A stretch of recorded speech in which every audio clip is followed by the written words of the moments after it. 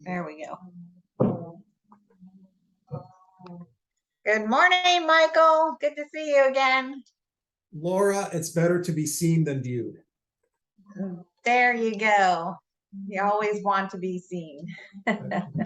So we're both being seen today, and today we're going to talk about an exciting topic about customer service, because I think this is a great topic so that people know and have maybe a gauge on what kind of service they're actually receiving, or when they're not receiving service, it's okay to go find a better source so that you are getting some great customer service. So I know that, Michael, you provide fantastic customer service. So I'm really excited to ask you these questions so you can share with everybody what is good customer service. So I'm adding a question in on what we had talked about. So kind of just on a broad brush, what comes to mind when you think about customer service?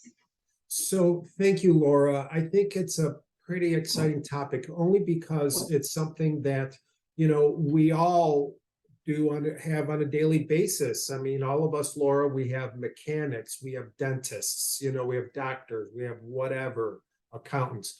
And so what do we expect from those teammates that we have around us? And focusing on the real estate aspect, there's just always a basic level of customer service, right? You get them in the door. We're talking buyers now, not sellers. But when it comes to buyers, what are the bare necessities? Well, they want to go inside the house.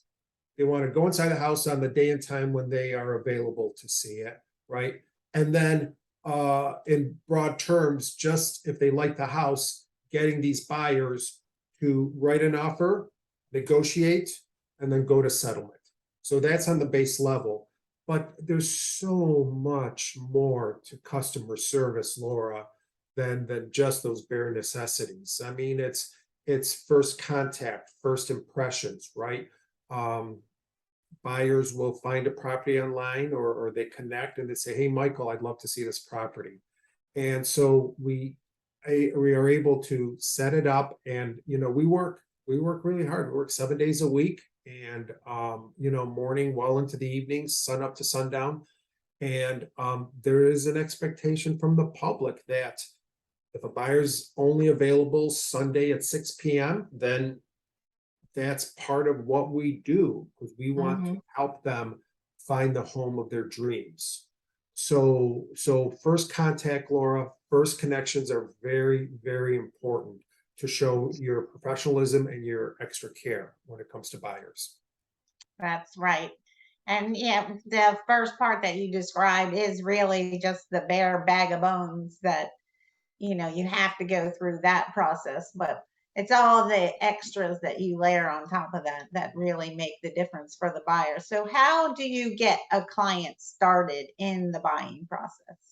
So that's a great question. So very important that we have, when we make first contact, whether someone is referred to me by a previous client, referred to me by a current client, maybe a lender such as yourself or somebody else, my first contact will be in person. Now we can do Zoom, of course, and we can meet online first, but the initial contact, we always have an initial conversation before we even see a property. And let me walk you through what that means. Let's say, Laura, you were referred to me by somebody in your office, and Michael will take care of you. He'll find you the house, Laura. So what I will do is say, okay, Laura, let's set up a time for us to meet. We'll either meet in my office, we'll meet for coffee, or we'll meet via Zoom. And I bring with me what I call a buyer questionnaire. It's about a 3 to 4 page document, and it's something that I have developed over the years. And the key points are financing. Have you spoken to a lender? Are you paying cash? Okay, let's talk about financing is first and foremost. I will rarely show a property if a client hasn't been pre-approved yet. Rarely will I do that. I want that pre-approval letter in my file before we go see a house. So in my buyer questionnaire, Laura, the first step, one of the first questions is financing. Second is also another aspect that I kind of talk to them about is why? What's your situation? You know, you renting or do you own a home? Tell me what it is that's causing you to buy your home, because then that'll allow me to speak to them during the process and shepherd them through the process in a particular manner. I'll give you a quick example. Working with somebody who's they're going through a divorce. And so I will talk to them in terms that are going to be slightly different than maybe a first-time home buyer, someone who's renting and hasn't bought a house before. Another quick example is an investor is looking for a second home, an investment home, something on the beach, something on the water, on a lake. I will talk to them a little bit differently. So in the initial contact buyer questionnaire, I will explore not just the financing, but the purpose of them finding a home. And then the third main component of the buyer questionnaire, Laura, is asking the nuts and bolts of it. Are you looking for a condo, townhouse, single family, looking for raw land to build on, you know, cabin in the woods? What are you looking for, and where geographically do you want to be? So my questionnaire, which I've developed through the years, helps me help a buyer go through the process, financing, you know, reasons why, and also the specifics of what they're looking for. And it's a confidential conversation. It's in a bubble, Laura. It stays with me. I just write notes so I can help them out, but no one else knows about what it is. It's very confidential. Yeah, and it's very important for you to have that information so that you can direct and really help with that extra service so that you meet all of their key points that you're going to find out.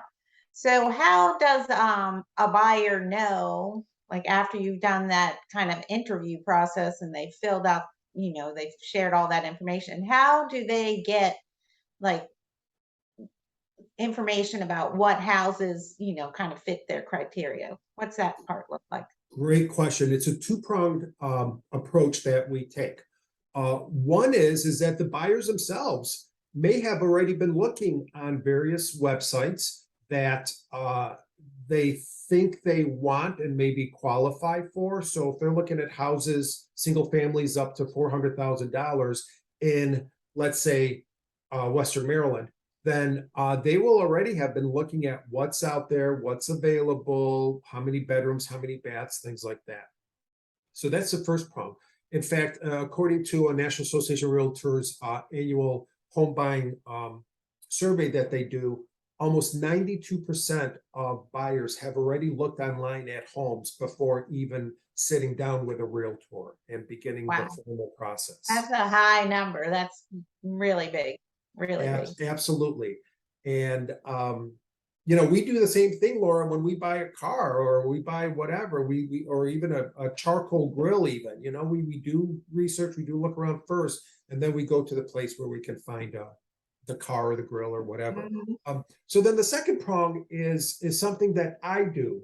I have access to the multiple list service, which is the most immediate, timely, in the moment access to properties that are available and, more importantly, are not available anymore. There is lag time, Laura, between a house going under contract and getting it posted on the various websites online. So if you say to me, Michael, I love this house on 123 Main Street, let's go see it tomorrow, I will look in my MLS and multiple list service, and I will maybe see that it's active under contract now, or maybe it's pending now. So buyers need to understand that sometimes there's a lag between what they see and what's available. And as a result, what I do is, once I know the parameters, once we've looked at a few houses, I will set my clients up on an automatic email every morning between 5 a.m. and 6 a.m. Any new property, any price change that of properties that fit their criteria, then they will automatically, when they wake up and turn on their computer, they'll see a link to that property. This saves us all time, and it's the most up-to-date, up-to-the-minute resource that I can give to my clients. as far as how buyers can find homes. So is every house that's available on the multiple list service? Do they all go on that service? Like, is Yes, it they that? do. Yes, they do. The only properties that do not are for sale by owners. Okay. And they have their own websites, or you might drive by and happen to see a sign. I don't have access to for sale by owners, but that's the only thing that doesn't go into the mobile list service. Otherwise, every property that's available in, around the country, it's in there. So is it best when the buyer connects with the realtor and they're on the, you already set them up on the service to send them, what's in their criteria? Should they continue to still look at these other sites, or is it just best for them to more focus on what you're sending them because that's more up to date? Great question. And the answer is, I've always advised my clients to keep looking on whatever websites they're looking at. Again, understanding there's a lag, but if they find something on a different website that they haven't seen through me, then they will text me, they'll email me, and they'll say, hey, Michael, can you check this one out? And then most of the time, Laura, it's under contract. Or the property that they sent me, Laura, might have different criteria than what they told me they want and what I'm sending them. Quick example, somebody tells me that they want a single family with at least 3 bedrooms and 2 full baths, but then they see that online a property and they send it to me, and I find out that it has 1.5 baths instead of 2 baths. So I tell them that. And if they're like, well, Michael, I still want to see it, I'm like, no problem. Let's go see it. Do you also want me to change my criteria so that I include only 1.5 baths instead of the 2 full baths you initially told me? So we have that conversation too. So there's no harm. I remember when I started in the business, Laura, I was like, oh no, me, I control everything. Oh no, I'll find it for you and stuff. But you reach a point where let's all work together collaboratively. It's we're all going to work on multiple tracks here, and let's find you the best house. It doesn't matter if you find it first or if I find it first. Let's just find it. And in your customer service process, as you're looking for houses and with buyers, and like you said in your example, you're seeing that maybe their criteria is changed. How do you handle that? Do you like circle back around and rediscuss, maybe why and how they're changing their criteria? Yeah, great question. So the answer, that's where the art of what we do comes in. How do you talk to somebody about changing a path that we were on? And I just find it's best that when we're at a house, I just say, hey, listen, this one only has 1.5 baths instead of the 2 full baths you said you wanted. And I just ask them directly, very nicely, so you okay with 1.5 baths? You want to stick with the 2 full? Whatever you want, I'll do it. And my customer service will include talking to them, seeking feedback, and then executing it. As soon as I get back to the office, Laura, as soon as I'm done, before I have my dinner, whatever, I just make sure that I update so that my clients then can get the most up to the minute properties as possible. Yep. So a constant stream of communication is really a key element to providing great customer service, is always having those conversations and kind of not rehashing it, but developing it and changing it up over time as you're seeing kind of which direction they're going, or if they're willing to maybe give up one amenity, but they'd rather have another. Right. And I will add to that, considering the low inventory we are currently experiencing, Laura, if there's a dry spell of properties for a particular client, then I will put the question to them and say, okay, then I'll make the extra effort. I'll do a search separate from my automatic emails, and I'll do a search, and maybe I'll look a little outside the geographic area, or maybe a house that's maybe a little less expensive, more expensive, Mhm. maybe has the 1.5 bath instead of 2. And I'll just put it in front of them. I say, listen, there's been a dry spell. Nothing's come up in the last week or two. What do you think about this property? What do you think about that property? And if they're pretty insistent, I'm like, okay, don't worry if you don't get an update every single day.